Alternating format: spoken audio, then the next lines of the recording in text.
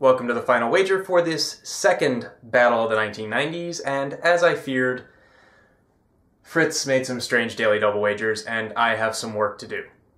He's in second, Pam, fellow college champion, 17,000 in first, Dan, our retired professor, in third but still alive. Now, I haven't seen what actually happens yet, but I have a feeling there is going to be some potential for some mind games here. If we start with Pam and Fritz, Fritz doubles up.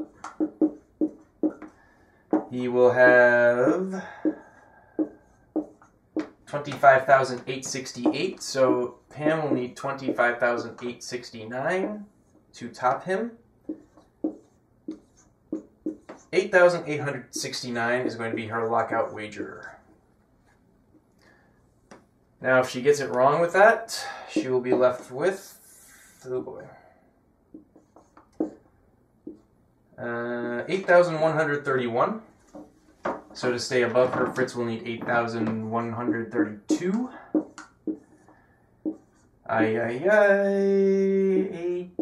4802 is the most he can wager. And you'll see that Dan doesn't have this total yet, so he should just wager everything.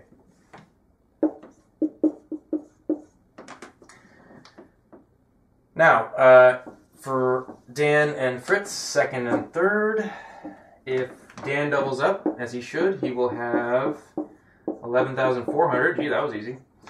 So Fritz, to stay above him, can wager up to, we got 1533.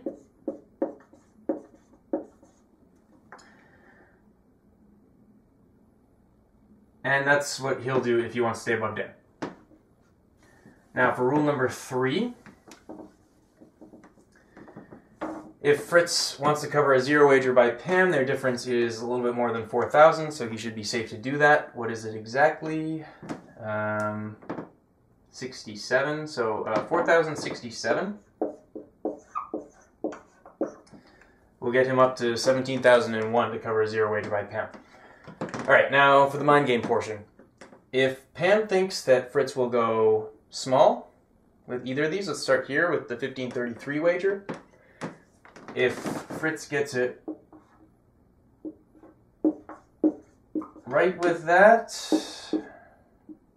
he will have 14,467. So to be above that, I'm running out of breath here.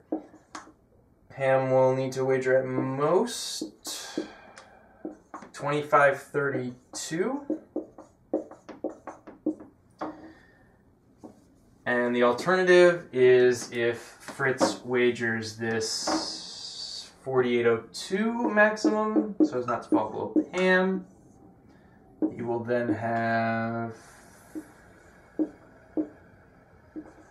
17,736. So Pam should wager 737 to be above him. Of course, now if Fritz is afraid that Pam might do one of these small wagers, he is perfectly allowed to go all in. And we have almost a full board. But hey, at least Dan's is very easy. Alright, now I'm going to watch and see what actually happened.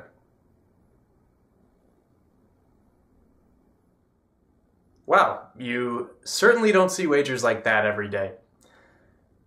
Pam really should have gone for this 737 amount, but she read Fritz like an open book, predicted that he was going to go small so as not to fall below Dan, and wagered appropriately. She got it wrong, but she'll be back for the quarterfinals. Now that's some mind games right there.